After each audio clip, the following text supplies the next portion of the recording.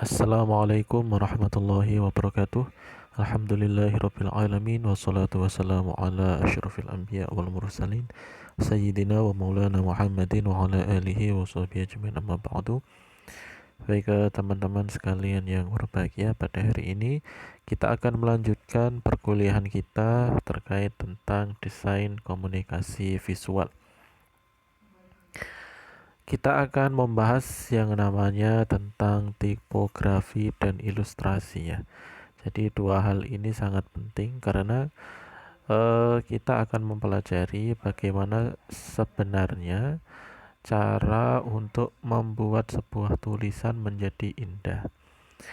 Setiap orang tentu bisa ya untuk menulis dalam sebuah kanvas, membuat sebuah desain dengan tinggal mengetik di keyboard ya kalau hari ini.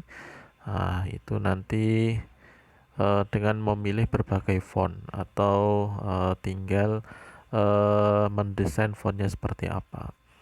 Namun yang menjadi masalah adalah karena font itu terdiri dari ratusan bahkan ribuan font hari ini, kita tentu butuh yang namanya pertimbangan. Kapan kita harus menggunakan misalnya font Times New Roman, kapan harus menggunakan Bookman, kapan harus menggunakan Arial, sampai font-font yang nanti ada dekorasinya.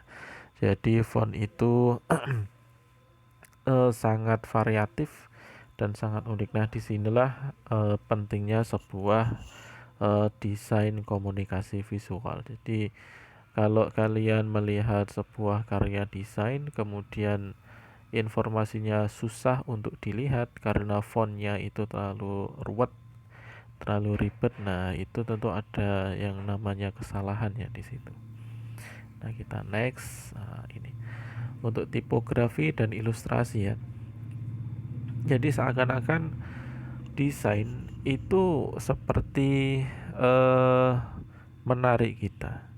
Dia seperti berbicara pada kita. Jadi kalau ada sebuah poster di jalan raya, seakan-akan dia ingin mengatakan look at me, lihatlah saya, coba lihat aku, atau read me now, nah, baca saya sekarang. Seperti dia mengajak untuk dilihat, atau dia seperti meminta untuk dibaca. Nah, misal ada billboard ya, atau ada poster besar, di sana tertuliskan sebuah informasi penerimaan mahasiswa baru Universitas Islam Negeri Semarang Wali Songo. Nah, itu kalau ada orang yang sampai membaca itu, artinya ya itulah yang dinamakan desain visual, seakan-akan dia bisa berteriak. Nah, atau bahkan ada desain-desain yang unik yang menyebabkan orang menjadi ini ya, eh apa ya, dia tersita perhatiannya. Nah, kalau kalian lihat misalnya di eh pembangunan ya, kalau di jalan-jalan raya itu ada bangunan, ada pembangunan misal membuat gedung atau membuat jalan raya atau membuat jembatan. Kalau di Semarang itu biasanya buat jalan layang ya, flyover. Nah, itu biasanya ditutup dengan, di sekelilingnya ditutup ada sengnya, ada apa, pembatasnya, ada tembok sementaranya itu. Kalau hari ini galvalum mungkin. Nah, sebenarnya itu berfungsi agar orang tidak tertarik untuk melihat, karena kebanyakan kalau ada sebuah kegiatan atau sesuatu di jalan, biasanya orang itu akan tertarik untuk melihat, sehingga konsentrasi di jalan akan berkurang. Nah, itu bisa menyebabkan ini ya, kecelakaan. Bisa sampai kecelakaan atau paling tidak membuat kondisi jalan raya tidak lancar atau macet.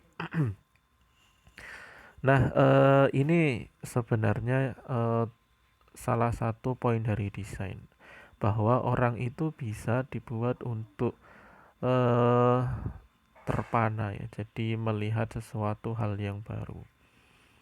apapun informasi. Bagi orang yang suka tentang sebuah film, maka informasi poster film yang ada di jalan raya itu menjadi hal yang penting bagi dia. Misal hari ini, minggu ini akan terbit, akan tampil film layar lebar, nanti di Citraland misalnya, nah itu sudah dipampang poster di jalan-jalan. Atau ada perumahan, ada rumah perumahan apa ya, baru harganya murah, hanya 100 juta, tidak perlu DP, Anda sudah dapat kunci rumah. Atau DP 0 rupiah ya. Kalau di Jakarta dulu pernah ada info tentang itu. Kalau di jalan itu ditulis sebuah informasi tanpa DP, hanya menyetorkan KTP KK, Anda sudah bisa mendapatkan kunci rumah. Nah, itu bisa menarik perhatian orang seperti itu. Nah, itu seakan-akan sebuah desain itu sedang berteriak dia, look at me atau read me now gitu ya. Nah, desain dikatakan efektif jika dapat mencuri perhatian pembaca. Jadi semakin sering kalian merasa harus melihat poster yang telah kalian lewati atau yang sedang akan dilewati, maka sebenarnya bisa dikatakan desain tersebut efektif. Nah, kalau ada di jalan ada poster yang sama sekali tidak mencuri perhatian, yaitu namanya tidak efektif. Misal apa ya, calon legislatif itu ya, caleg-caleg kalau musim pilkada, nah itu kan banyak sekali ya di jalan raya, di perempatan, kemudian nanti di tempat-tempat keramaian, pilih coblos nomor 2 atau nomor 3 dan sebagainya. Dengan nama Mr. X, Mrs. X. Nah, kalau itu ternyata tidak menjadi perhatian orang, orang melihatnya pun tidak. Dibuktikan dengan ketika mereka hari H melakukan pencoblosan calon legislatif itu, masih dia tidak kenal, dia tidak mengerti siapa itu dicoblos, padahal poster yang berada di jalan raya itu banyak sekali. Lah ini artinya apa? Itu artinya desain yang digunakan oleh calon legislatif itu tidak efektif karena sekian banyak yang sudah ditampilkan di jalan raya itu tetap tidak membuat orang mengenalnya. Jadi orang sama saja tidak kenal siapa toh caleg dari partai X misalnya, dari partai PD itu siapa, dari partai PKB itu siapa, atau dari partai-partai lain. Nah, sehingga itu menjadi PR ya bagi yang bersangkutan, bagaimana agar desain komunikasi itu bertambah efektif. Barangkali terlalu monoton, mesti ada gambar fotonya, fotonya juga kaku seperti foto ini ya, kaku seperti foto apalah, foto formal. Kemudian ada nomornya, ada namanya, mungkin terlalu monoton ya, karena semuanya seperti itu, tidak ada kesan, tidak ada karakter, tidak ada ciri khas di sebuah desain itu. Nah, itu membuat orang juga apatis ya. Kemudian jika Anda berkendara di jalan raya, tidak terasa mata Anda sering ya dipaksa untuk menoleh ke sebuah billboard. Entah itu ada promo makanan. Kalau di sini misal di SS misalnya ada promo beli satu gratis satu, di atau di mana warung penyet APS Solo yang di Kedung Pane kalau di Semarang. Ternyata kalau hari Jumat free. Ada toko lain yang free untuk Senin Senin dan Kamis. Nah, itu karena kalau Senin dan Kamis kan puasa. Nah, itu mereka membagikan nasi-nasi kotak ya untuk orang-orang yang berpuasa. Nah, itu free asal mau mau ngomong aja kalau hari ini saya sedang berpuasa, kiranya begitu ya. Nah, mata kita seperti ditarik untuk melihat gambar ya yang unik dan tak terduga. Nah, inilah sebenarnya yang dimaksud sebagai eye grabber dalam desain. Jadi mata kita seperti ditarik, seperti diraih, seperti disentuh oleh desain itu. Nah, sehingga kita harus menentukan ya dalam sebuah desain poin mana yang akan ditonjolkan. Jadi pesan apa yang akan disampaikan. Nah, ini cara menyampaikan pesan via ilustrasi. Nah, itu harus mengerti tentang bagaimana sebuah desain kita next ya. Nah, teori desain itu ada 4 ya. Ada teori desain yang dinamakan dengan AIDA. AIDA. A yang pertama itu attention. Jadi perhatian. Setelah iklan mampu merebut perhatian kita, itu ada tugas berikutnya. Tugas pertama itu iklan harus mampu menarik perhatian. Sehingga kalau hari ini kita banyak ya melihat beberapa iklan itu beda dengan yang lain. Misalnya kalau iklan rokok itu biasanya dia akan menampilkan ilustrasi elegan, menampilkan ilustrasi profesional. Nah, itu seakan-akan seperti orang yang ambil rokok itu dia seperti orang yang profesional atau tergambar sebagai orang yang eksklusif atau eksekutif muda misalnya untuk beberapa produk rokok tertentu. Nah, yang pertama attention. Setelah iklan itu mampu melebut customer, tugas berikutnya adalah I.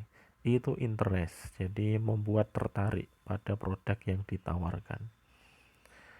Jadi setelah dia tertarik, oh ini ternyata ada ya sekolah negeri, universitas negeri Islam yang memiliki lulusan atau punya kualitas internasional.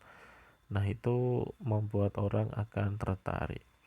Pastikan bahwa poster yang disampaikan itu memiliki poin yang menjadi titik tekan dalam sebuah karya. Jangan sampai sebuah poster itu tidak punya titik tekan, artinya setiap bagian-bagian itu tidak jelas mana yang akan disampaikan. Karena poster itu paling tidak harus ada urutannya ya. Kalau kalian mau menyampaikan tentang sebuah tulisan di judulnya, maka judul itu harus menjadi eh, center of interest ya.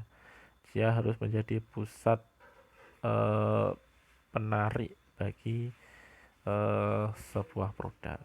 Tapi kalau kalian ingin menggambarkan visualnya karena produknya berupa foto, berupa film misalnya, maka ya carilah sebuah capture dari film tersebut, bagian mana yang paling menarik, kemudian ditempel dan itu menjadi center of attention dari sebuah produk. Kalau kalian suka lihat film horor, nah biasanya ada ya posternya itu dibuat sedemikian rupa yang menggambarkan adegan paling menarik di atau salah satu yang paling menarik di sebuah film tersebut. Nah, itu namanya interest ya. Jadi bagaimana membuat orang kemudian bertanya-tanya sebenarnya apa toh yang ingin disampaikan atau saya ingin tahu kelanjutan dari informasi ini. Nah, kemudian jurus berikutnya adalah membujuk pembaca agar menginginkan produk yang diiklankan. Jadi ada desire. Setelah itu pembaca merasa saya sepertinya harus menonton film ini. Film ini di mana ya? Kapan ya dia akan tayang? Di mana saya bisa membeli tiketnya? Nah, kemudian inilah yang dimaksud desain. Atau orang kalau melihat poster desain yang disampaikan oleh perguruan tinggi negeri tertentu, PMB, penerimaan mahasiswa baru. Nah, itu akhirnya orang merasa tertarik. Oh, saya sepertinya eh, ingin tahu kapan ini proses pendaftarannya, menggunakan jalur apa, kemudian biayanya berapa dan sebagainya. Nah, itu artinya desain sudah mampu untuk membujuk atau merayu. Nah, terakhir adalah A ya, atau action, AIDA itu. Jadi goal terakhir adalah tindakan atau action untuk memberi barang atau jasa yang diiklankan. Nah, goal paling terakhir memang orang itu akan membeli tiket bioskop, atau dia akan mendaftar sebagai mahasiswa baru di perguruan tinggi negeri tertentu. Atau goal terakhir kalau rumah ya, dia kemudian datang di pemasaran dan konsultasi dan akhirnya membeli rumah itu 0 rupiah tanpa DP misalnya. Walhasil teori desain ini menjadi salah satu teori yang patokan ya bagi para desainer, bahwa dalam sebuah desain itu paling tidak dia harus memenuhi 4 unsur. Yang pertama attention, orang harus kita tarik dulu.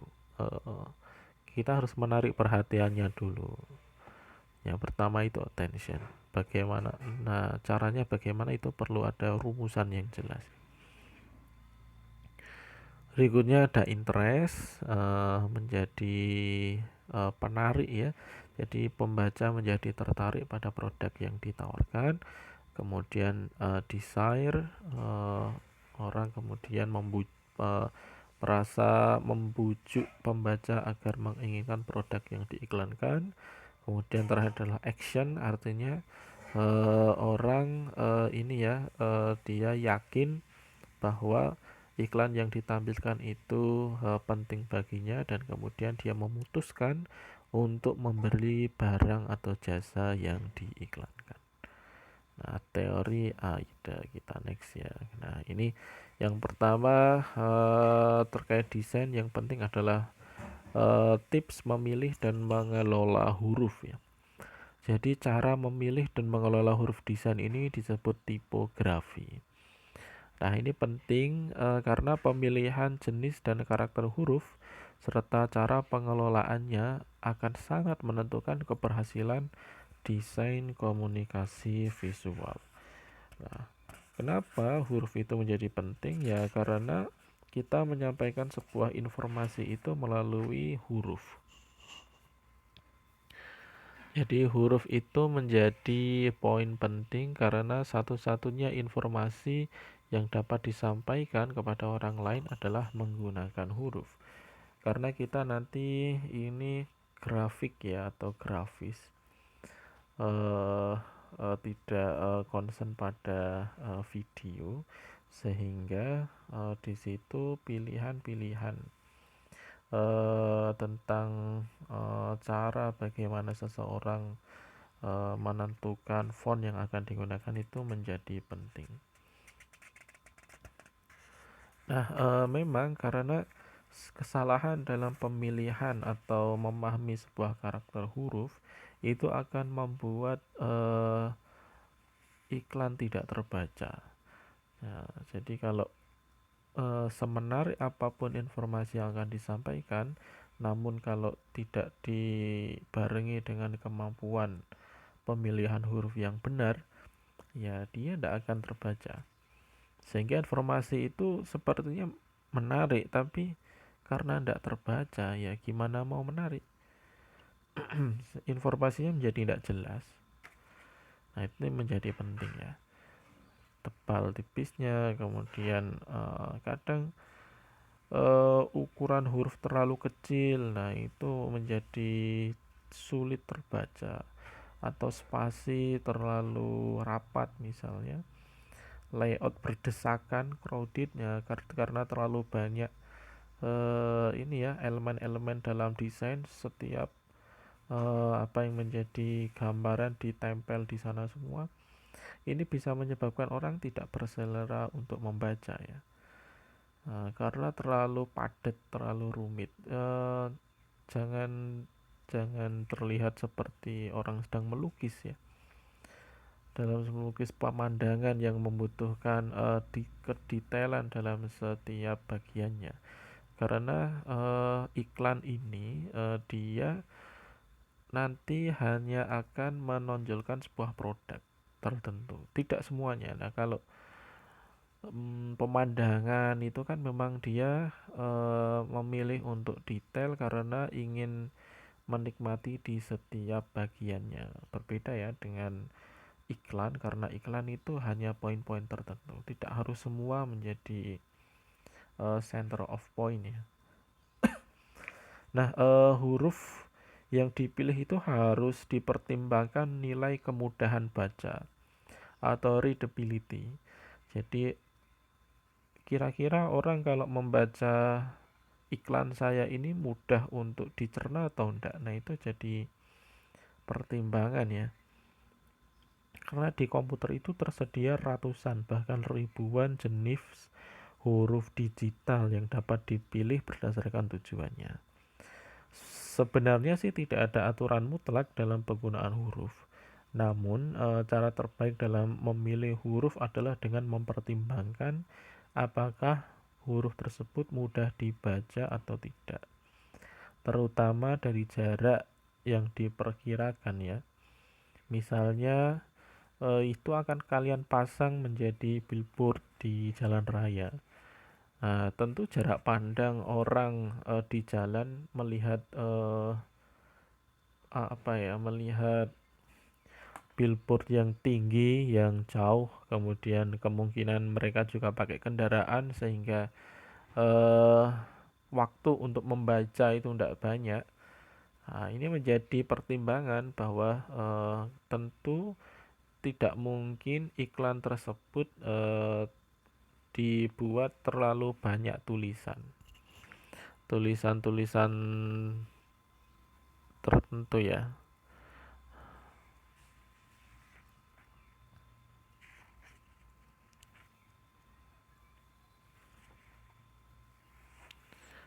Nah, misal tulisan seperti ini kan terlalu kecil ya.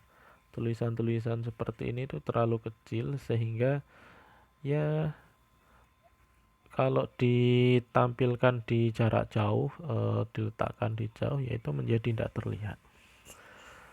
Yang kedua, jangan terlalu banyak tulisan. Jangan terlalu banyak membuat orang harus membaca sebuah desain yang ditampilkan di jalan raya.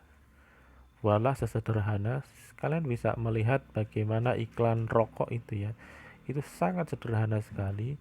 Mereka tidak menuntut orang lain harus membaca apa yang ada di iklan tersebut, namun hanya ditampilkan foto atau gambar, misal sebuah kemewahan ya, ditampilkan dengan kendaraan mobil tertentu misalnya, atau menampilkan seseorang dengan gaya eksklusif atau eksekutif muda menggunakan jas, menggunakan dasi, kemudian sepatu pantofel serba hitam.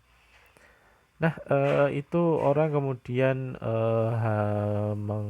ini ya, memaknainya sendiri. Nah, itu kalau dibuat menjadi lalu lalang, ya itu menjadi menarik daripada harus penuh dengan tulisan.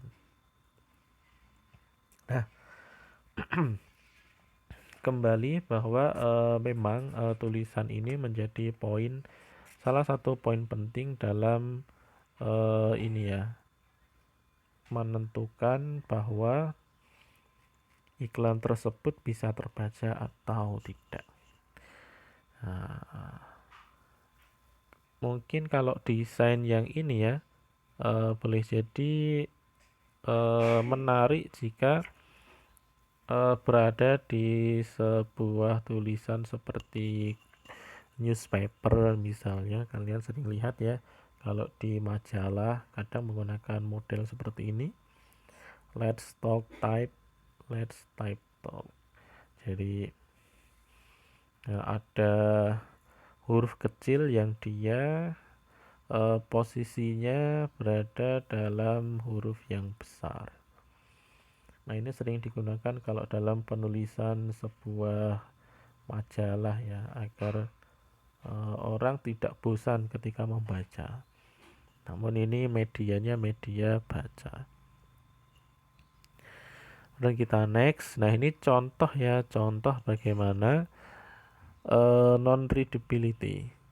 Jadi ada tulisan yang tidak terbaca karena ruwet ya, karena ribet. Yang pertama bisa kalian lihat, boleh jadi memang eh, pilihan warnanya tidak buruk ya, tapi pilihan fontnya itu tidak terbaca, itu tulisan apa ya, sehingga susah terbaca. Bagaimana tulisan tersebut menjadi orang tertarik karena tidak jelas itu tulisan atau apa. Atau yang kedua, font ini juga tidak terbaca juga. Jadi apa yang ingin disampaikan, kemudian poin apa, nah ini karena terlalu banyak tulisan, nah itu menjadi ini ya, tidak terbaca juga. Ini juga contoh-contoh bad idea. Ini juga sama, bahwa kembali ini penting sekali difahami. Jangan sampai sebuah iklan atau produk itu susah untuk difahami apa yang akan disampaikan. Ini satu, terlalu banyak font. Yang kedua, pilihan fontnya juga terlalu variatif ya, terlalu dekoratif, sehingga orang itu agak susah menangkap pesan apa yang akan disampaikan. Nah, sehingga ya fungsi dari sebuah poster itu tidak efektif kalau kemudian dibuat seperti ini. Ini hanya sekedar contoh. Nah, kita next.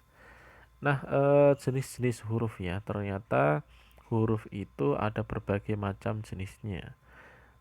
Kita harus memahami beberapa di antaranya yang dinamakan ada huruf klasik atau classical typefaces. Ini huruf klasik di mana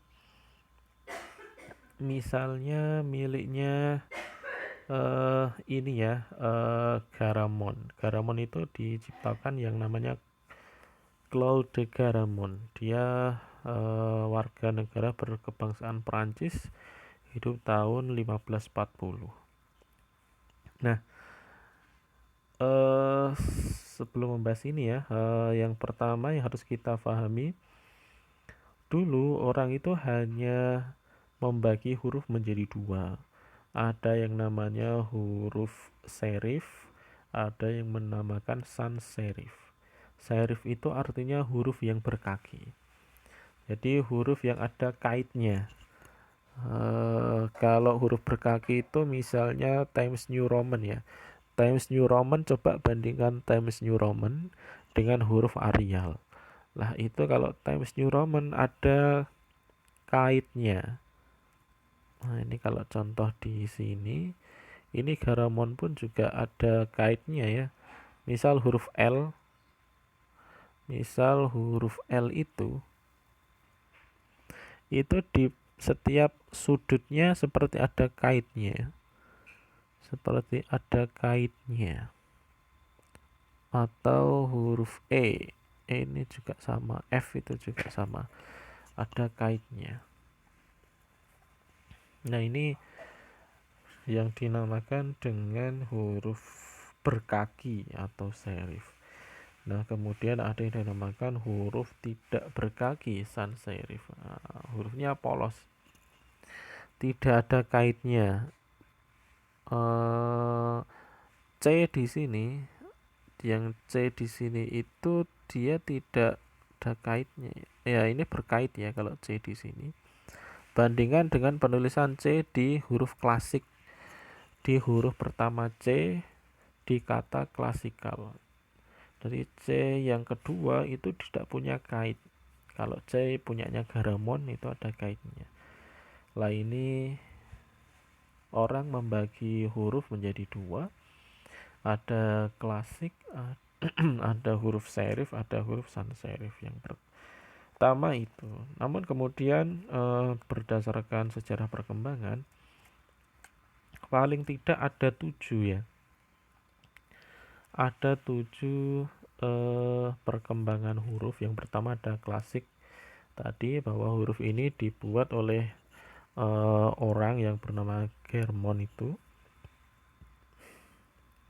Jadi bentuk huruf ini cukup menarik karena sampai sekarang masih banyak digunakan ya.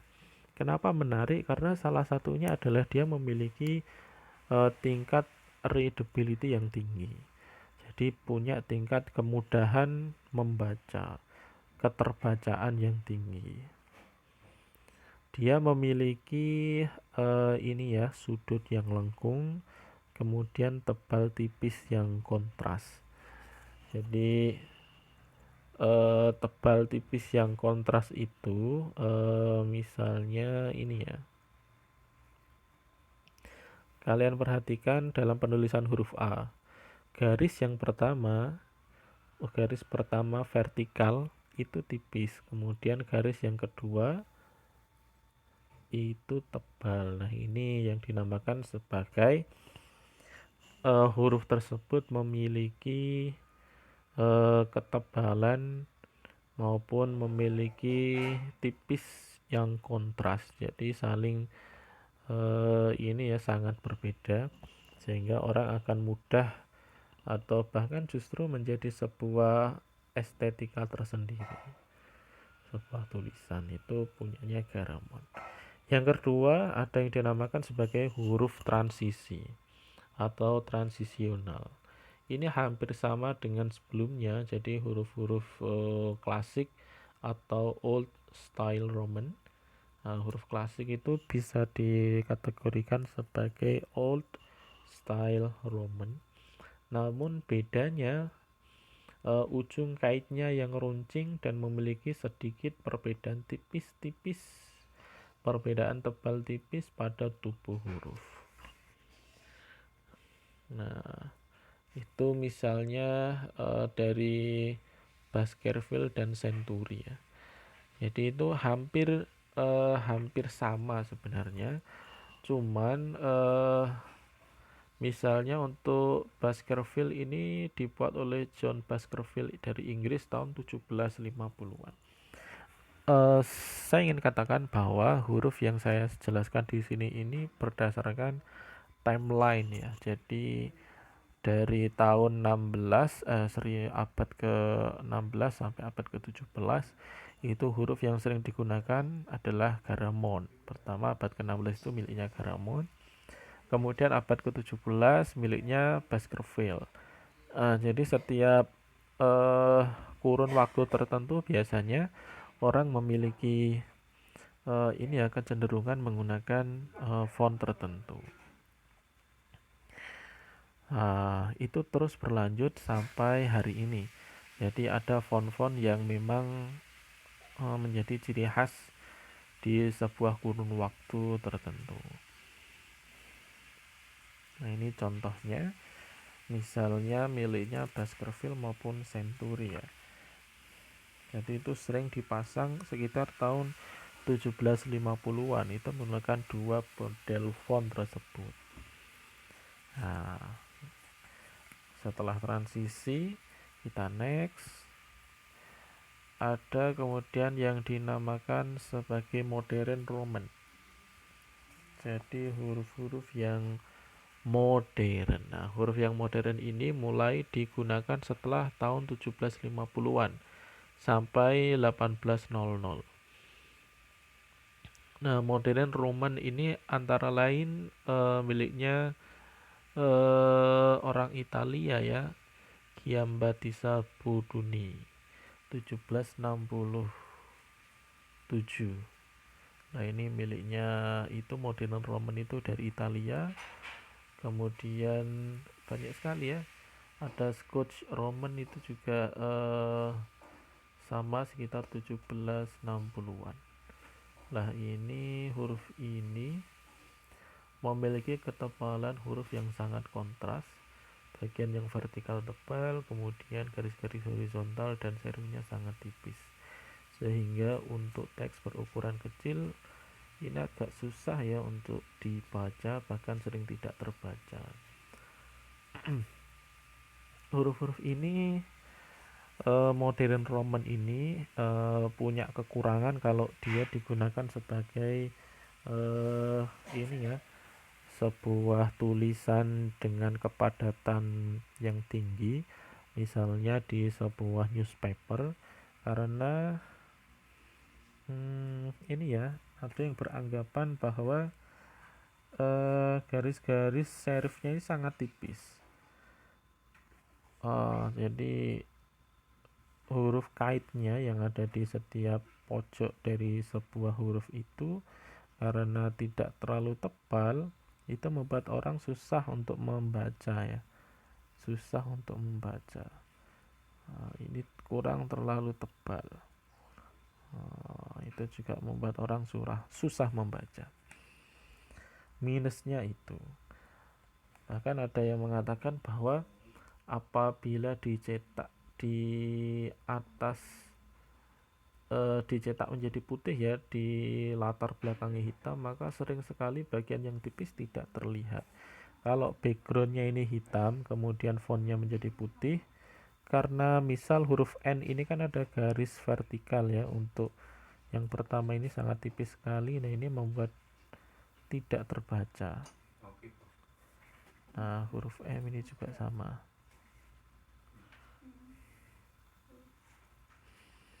Nah itu minusnya ya. Jadi orang itu akan mudah membaca jika huruf-huruf itu memiliki ketebalan yang sama ya. Seperti N, bandingkan N ini dengan N yang ada di sini ya.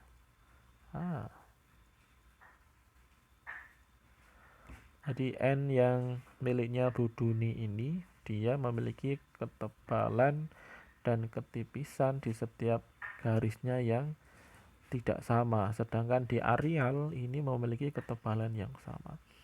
Nah, orang lebih mudah untuk membaca jika font itu memiliki ketebalan yang sama.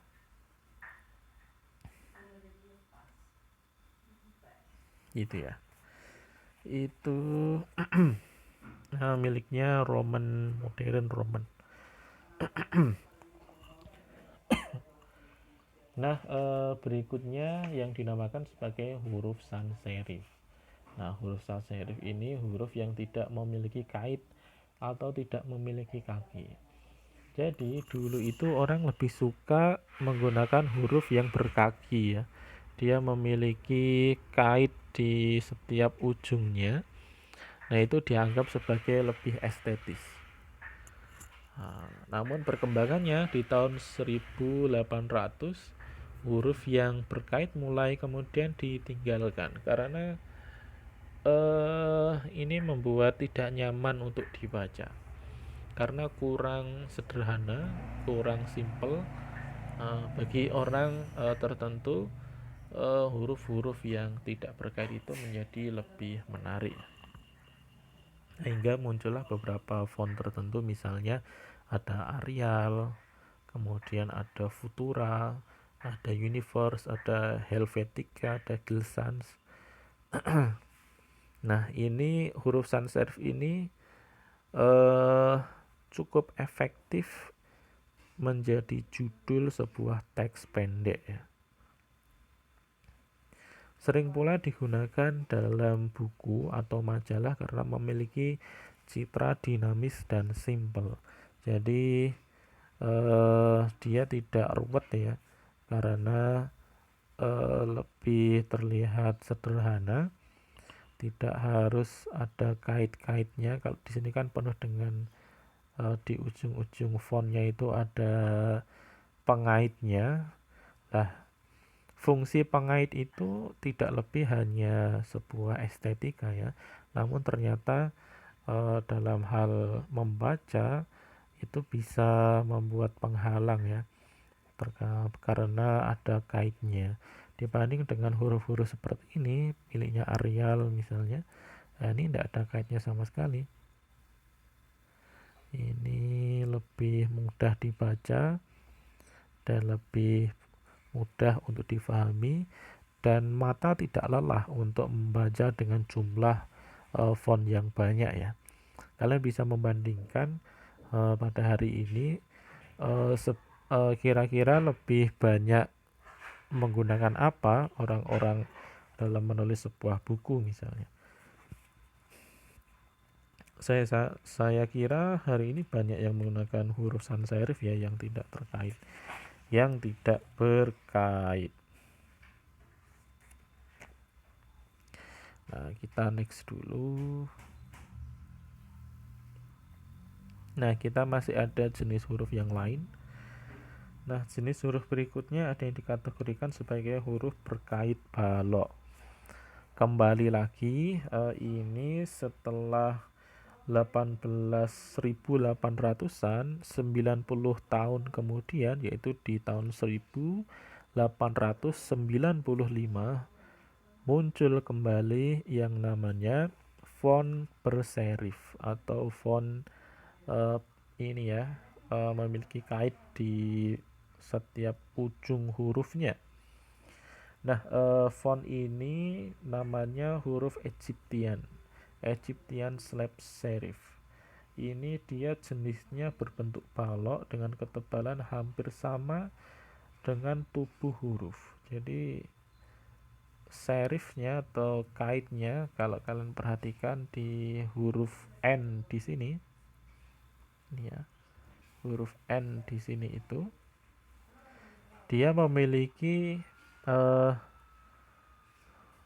ini ya, kait atau memiliki kaki yang tebalnya hampir sama dengan garis huruf itu sendiri. Kan perhatikan di huruf G misalnya, F atau E, nah itu sama tebalnya. Kalau sebelumnya, di tahun sebelumnya, ketebalannya itu berbeda. Kalau ini tebalnya hampir sama sehingga terlihat lebih gemuk ya. Dia terkesan elegan, terkesan lebih kaku. Nah, masyarakat kebudayaan Mesir atau Egyptian itu sangat suka ya dengan model tulisan seperti ini, sehingga masyarakat dunia mengkategorikan huruf dengan ketebalan kait yang sama atau seperti balok ini dikategorikan sebagai Egyptian slab serif. Jadi misal miliknya Larendon ini ya, ini juga salah satu penemu.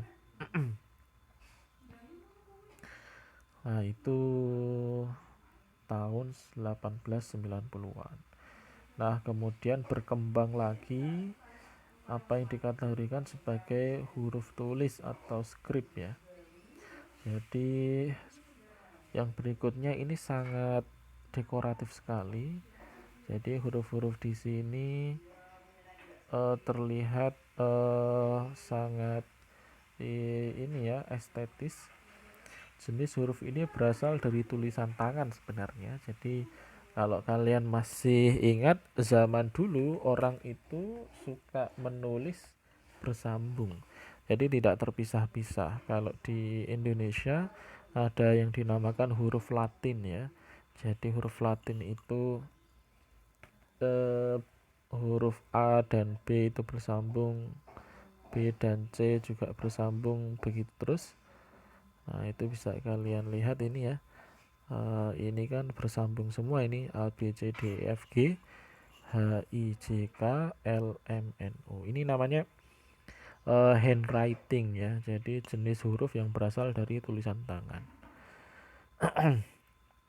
Memang terlihat estetis, namun sebenarnya tulisan seperti ini sangat sulit untuk dibaca. Sangat sulit untuk dibaca dan melelahkan jika dibuat sebuah tulisan dengan komposisi yang panjang. Jadi kalau dalam satu paragraf semua tulisan itu adalah tulisan handwriting, tulisan Latin seperti itu ya susah untuk membacanya ya. Nah ini mungkin perlu ini ya pertimbangan tertentu jika ingin menggunakan huruf-huruf seperti ini.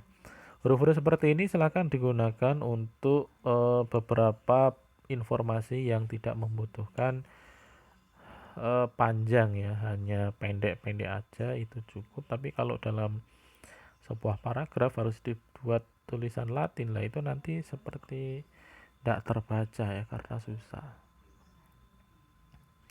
Apalagi kalau dibuat all capital, jadi semuanya huruf besar, ini tambah susah lagi ini membacanya gimana. Kalau huruf I dan L itu hampir agak susah ya, bedanya di mana karena eh mirip-mirip. Atau I dan J, kalian coba eh, lihat saja itu huruf I dan J.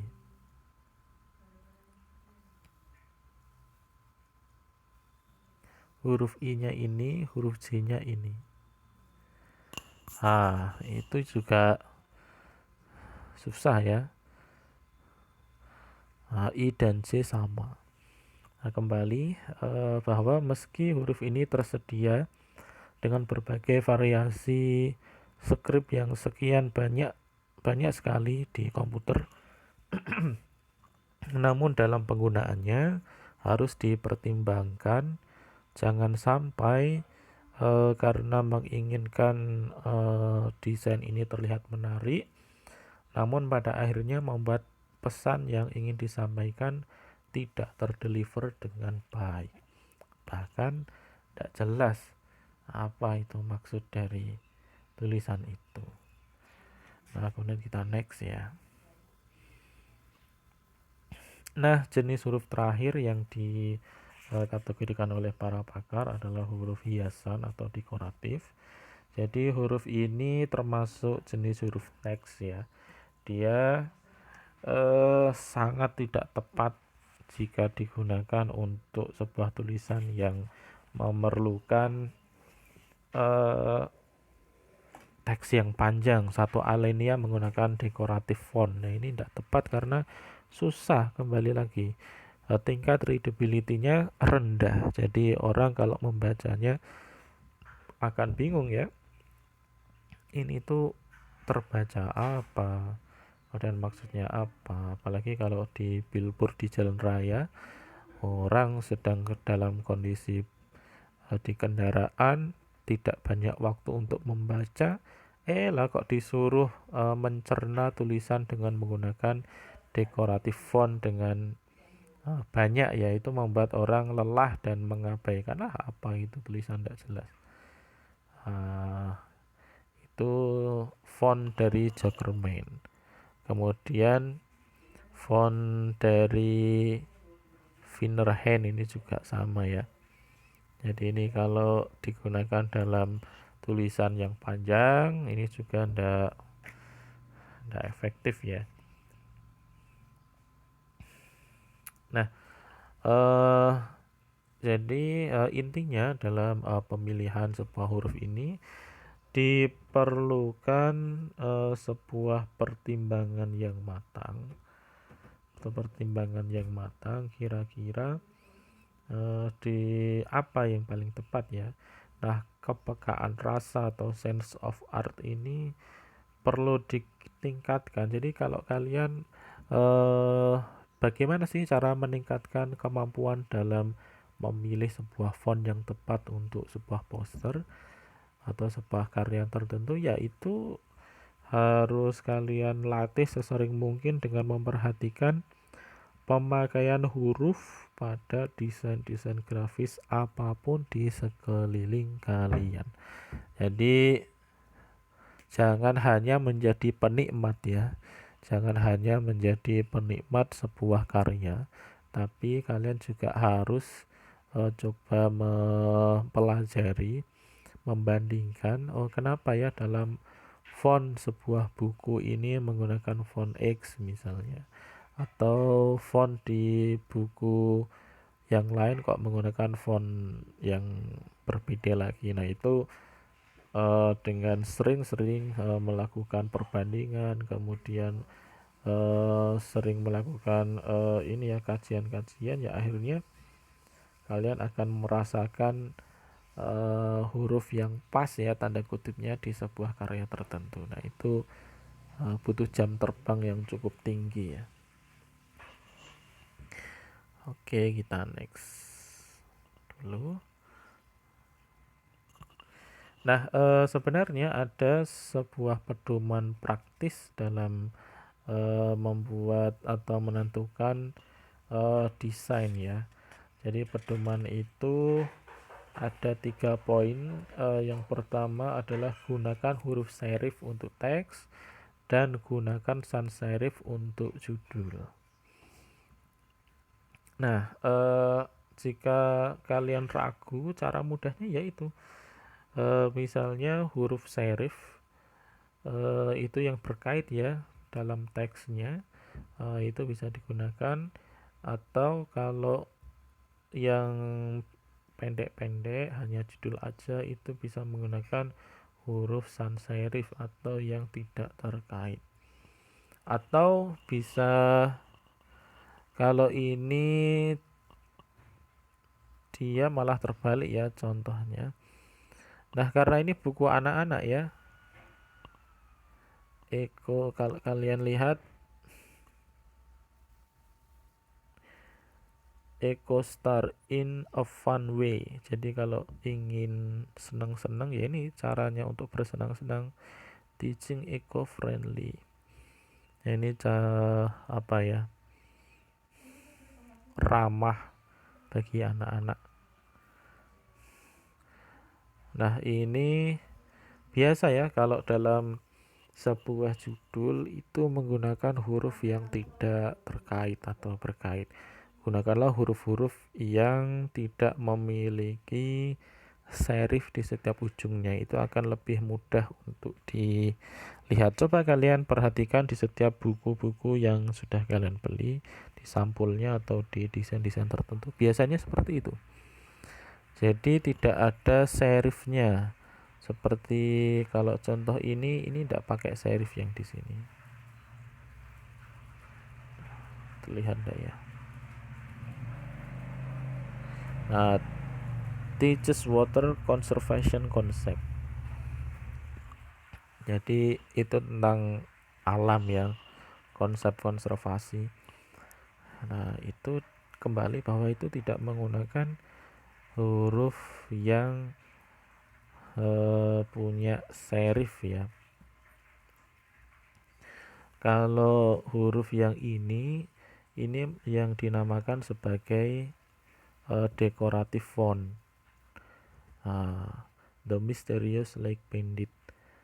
Nah, ini memang sesuai rumusnya kita tidak boleh menggunakan decorative font itu terlalu banyak atau terlalu padat, karena nanti tidak terbaca.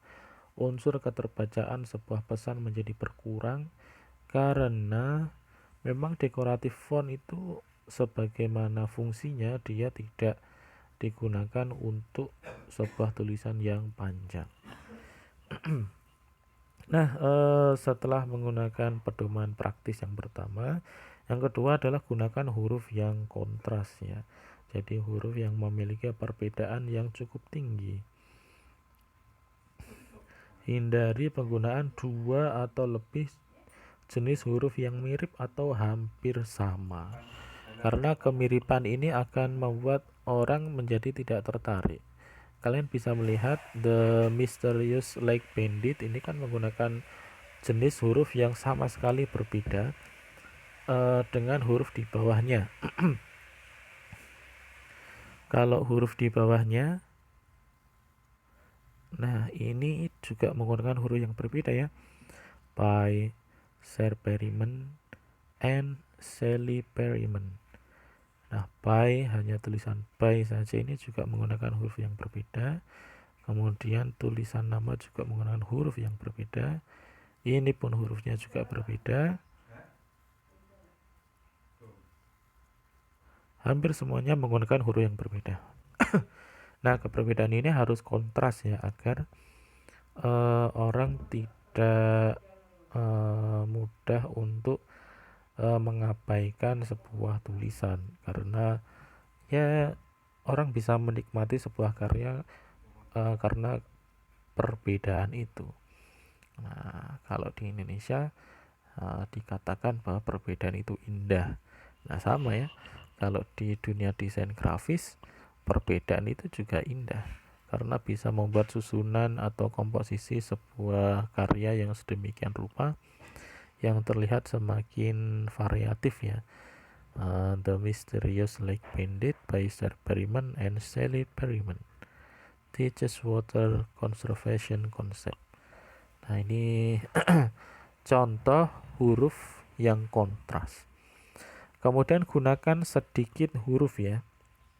Kita tidak perlu mengobral huruf yang terlalu banyak jika tidak memiliki alasan atau tujuan tertentu. Kalau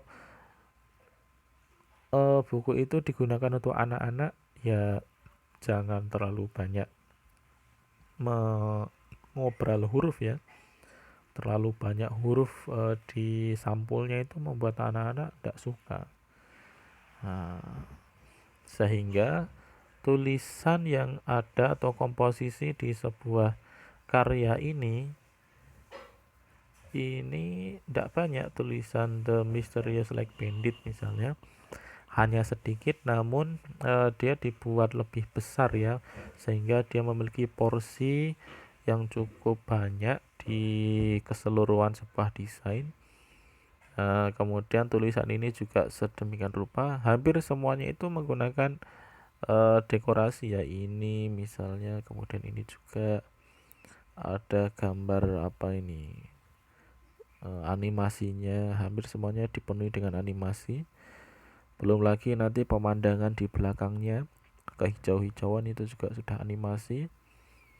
Dan ada lagi ini ya, background apa, langitnya itu juga animasi. Artinya hampir semuanya penuh dengan animasi ya. Sedikit saja huruf yang digunakan. Dan kita next dulu. Nah, yang berikutnya kita perlu memahami juga yang dinamakan pengelolaan ya. Ada pengelolaan huruf. Jadi huruf itu harus dikelola. Jadi ukuran keterbacaan atau readability ditentukan oleh besar kecilnya sebuah huruf. Nah, huruf yang lebih besar tentu dia akan mudah untuk dibaca dibanding dengan huruf yang kecil. Dia akan susah untuk dibaca. Bisa kalian lihat contoh yang saya sampaikan di sini, bahwa no more war, tak ada lagi perang. Nah, ini akan lebih mudah dibaca ya, no more war. Coba bandingkan dengan bacaan men would rather have their fill of sleep. Nah, itu sudah ya lumayan lah bisa terbaca. Tapi kalau ini ya sudah mulai susah lagi. Ini bacaannya bagaimana? Kita harus benar-benar apa ya, melihat dengan seksama apa tulisan yang disampaikan. Apalagi ini sudah tidak terbaca ini. Ini tulisan apa ini sebenarnya? Sehingga seperti dekorasi, bukan sebuah informasi, itu kayak dekorasi aja ini ya jadinya. Sehingga ya orang akan susah untuk memastikan bahwa itu sebenarnya tulisan apa. Nah, jika kita bermaksud menonjolkan judul sebagai eye catcher-nya, maka ya perlu dibuat besar, tebal, dan kontras. Namun sebaliknya, jika kita ingin menekankan unsur visual, misal gambarnya aja, maka ya judul itu dibuat lebih kecil agar tidak saling bersaing merebut perhatian pembaca.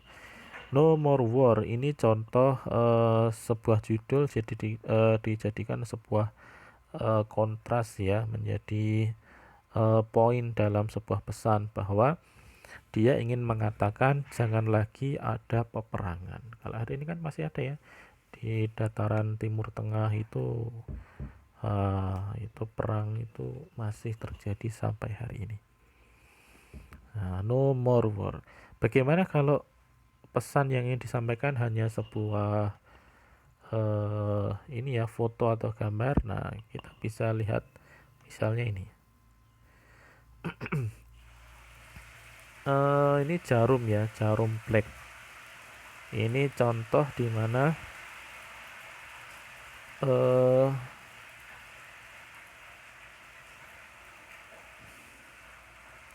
foto ya, foto ini digunakan sebagai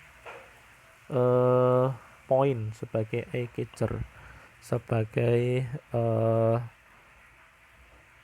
pusat dari perhatian ya, bahwa yang paling penting dalam sebuah desain jarum black itu ya fotonya, bukan tulisannya. Kenapa ya? Setiap ini ada think power, ada think style. Jika kalian ingin punya terlihat lebih kuat, think power. Jika kalian berpikir ingin menjadi lebih stylish, jika kalian ingin memiliki kelincahan, kecepatan dalam apapun, jawabannya ini jarum black. Milikilah sebuah ini ya, rokok misalnya begitu. Itu hanya sekedar contoh. Nah, dengan ilustrasi ini apa, ini gambar mobil, ini gambar ini ya, foto, ini juga speedometer juga. Nah, ini contoh jika ada kalanya memang untuk menunjukkan judul dibutuhkan ruang kosong ya, tanda kutip foto itu adalah judulnya. Banyak sekali hari ini yang tidak lagi mengandalkan sebuah tulisan namun foto. Kalian bisa lihat di berbagai macam poster yang di jalan raya. Kalau PMB ya foto atau poster kampusnya yang dibesarkan.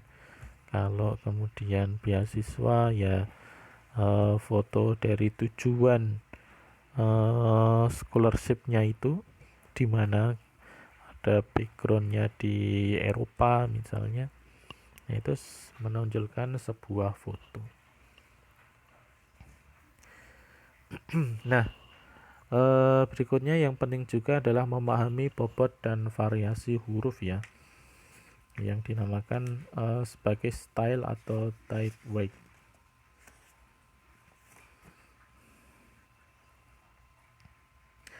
Nah, huruf itu selain jenisnya dan ukurannya, kenyamanan baca sangat dipengaruhi oleh yang namanya gaya atau style. Dan tebal tipisnya huruf atau bobot huruf secara visual. Jadi kalau huruf tipis dibanding huruf tebal, nah itu juga memiliki mempengaruhi tingkat keterbacaan atau paling tidak mempengaruhi kenyamanan.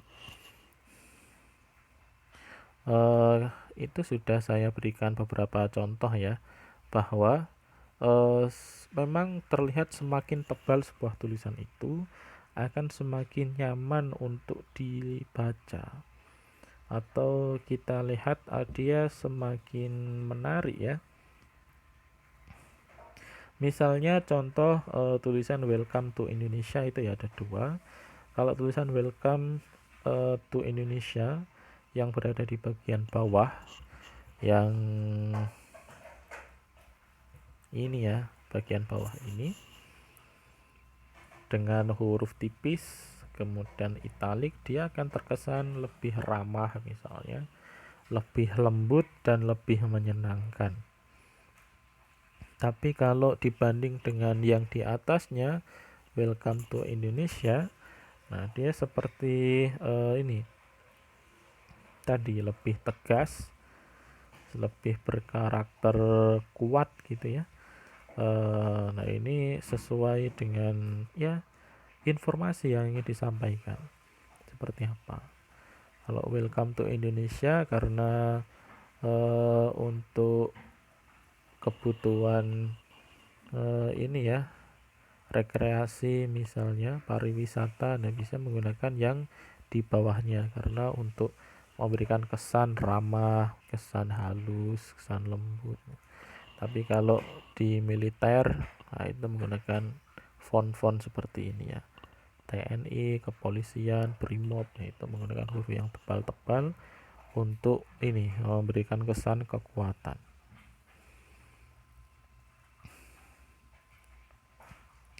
Atau bisa juga memberikan kombinasi ya, seperti di ini welcome to Borobudur.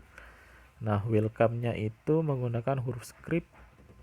Dia menggunakan huruf script untuk memberi kesan misal ramah, akrab, spontan. Jadi kalau datang di Borobudur itu karena di Jawa Tengah orangnya itu ramah ya, orangnya akrab. Dekat Solo itu kan menggunakan bahasa yang halus. Nah, kemudian karena Borobudur itu menjadi objek utama di iklan tersebut ya, maka dia menggunakan huruf yang tebal agar terlihat lebih dominan. Nah, walhasil penggunaan huruf welcome di sini dengan huruf Borobudur di sini berbeda ya. Welcome di sini hanya sebuah pengantar, namun titik tekannya tetap di Borobudur. Nah, jadi yang pertama yang disampaikan ini hanya sebagai pelengkap aja. Nah, itu harus ada pertimbangan-pertimbangan seperti itu ya.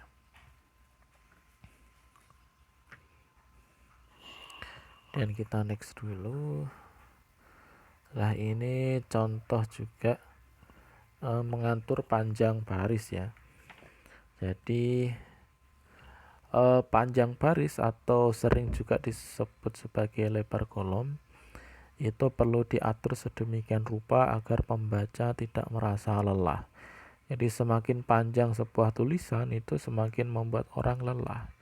Penelitian mengatakan paling panjang, paling nyaman untuk dibaca itu maksimal satu baris adalah 60 karakter. Kalian bisa cek di Microsoft Word ya. Nah, kalian bisa lihat ini beberapa tulisan memang sengaja dibuat tidak terlalu panjang untuk menarik atau untuk tidak membuat lelah ya. Ini juga tidak terlalu panjang ya, bandingkan dengan tulisan yang ada di koran tentu jauh ya, karena ini pendek-pendek sekali dia. Ini agar dia tidak lelah. Ya, ini sering ya digunakan di setiap objek-objek tertentu agar lebih mudah untuk terbacanya. Nah, berikutnya dinamakan mengatur spasi baris. Nah, ini jarak antar baris atau biasa disebut dengan leading. Pengaturan spasi antar baris ini memiliki tujuan yang pertama tetap readability, nyaman dibaca. Yang kedua adalah estetika atau keindahan. Jadi bagaimana dalam pengaturan sebuah baris itu dia tidak mengurangi sebuah kenyamanan dalam membaca. Sehingga di sini misalnya baris ini kemudian ini memiliki spasi-spasi yang tinggi ya, karena dia membutuhkan kenyamanan dalam membaca. Selain itu sebenarnya mereka juga ini ya, ada unsur estetikanya. Nah, karena ini adalah profil dari buku, maka dia sengaja dibuat agak panjang karena orang sebelum membeli buku biasanya dia akan membaca sampulnya dulu atau isi rangkuman dari sebuah buku ini apa, misalnya ditampilkan di belakang sini. Namun ini ya tentu dia tidak akan mengurangi yang namanya estetika. Misal ini kan kontras ya, di backgroundnya hitam kemudian tulisannya putih. Nah, ini memiliki efek kontras sehingga tulisan akan mudah dibaca kembali, bahwa readability menjadi poin penting. Kita next. Ada yang dinamakan spasi huruf kerning tracking. Nah, huruf itu harus diatur sedemikian rupa ya. Ternyata ada huruf-huruf tertentu yang memiliki jarak yang mepet ya. Misal ada huruf A dan huruf Y. Atau inilah 4 huruf ini memiliki tingkat kerning yang tinggi ya. Kita harus mengatur sedemikian rupa. Jadi hampir semua komputer itu memiliki fasilitas pengatur spasi huruf atau spasi kata secara otomatis. Namun meski demikian, huruf itu bisa diatur sesuai dengan keinginan kita ya. Seringkali spasi huruf itu terlalu lebar, nah kita buat lebih dekat lagi. Kemudian kalau ingin dilebarkan juga bisa. Nah, ini harus mempertimbangkan unsur keseimbangan ya, irama, komposisi, dan image tertentu. Ini awalnya dia tanpa tanpa ada kerningnya, jadi setiap setiap huruf ini memiliki spasi yang masih lebar. Nah, kemudian diatur kerningnya, dia memiliki spasi yang tidak terlalu lebar. Dan ini penting ya, karena ada beberapa huruf itu yang memiliki spasi yang menjadi terlalu lebar ya. Kalau huruf Y berdampingan dengan huruf A, W dengan A, itu memiliki nilai kerapatan yang berbeda jika dibanding dengan huruf yang lain. Misalnya huruf N dengan I, H dengan N, M dengan E, sebagainya. Nah, ini penting ya. Coba kalian ketik aja di komputer. Kalau mengetik huruf Y, huruf A dan W atau A dan Y itu kok terasa seperti dekat sekali ya. Seperti terlalu dekat. Nah, ini harus diatur sedemikian rupa. Nah, dalam dunia grafis itu sangat penting ya, karena itu menjadi poin dalam keterbacaan sebuah tulisan. Terakhir yang ingin saya sampaikan tentang susunan alignment. Nah, kenapa harus rata kiri, kanan, tengah, kanan kiri, asimetris, random. Misal rata kiri artinya dari sisi kiri aja ya yang rata, yang kanan tidak teratur. Nah, susunan ini punya kesan tidak monoton. Jadi orang itu tidak selalu harus sampai di pol pojok untuk selesai dan pindah ke kalimat berikutnya, namun dia diberikan keleluasaan sehingga tidak monoton, mata tidak lelah ya. Kok bisa monoton, Pak? Nah, itu yang bisa merasakan monoton dan tidak orang yang sering membaca ya. Kalau sudah jarang membaca ya tidak tahu letak monotonnya itu di mana. Nah, kalau kalian belum tahu letaknya di mana, nah itu tanda bahwa kalian harus sering membaca ya, agar tahu letak perbedaannya. Rata kanan. Kalau rata kanan ini artinya yang kiri tidak beraturan. Nah, ini sebenarnya memang ini memiliki nilai estetika, namun kurang tepat untuk naskah yang panjang karena justru akan melelahkan pembaca. Pembaca akan sibuk mencari huruf pertama pada baris berikutnya sehingga akan memperlama waktu membaca. Kalau rata kanan itu ya hanya kanannya aja yang rata, kirinya enggak.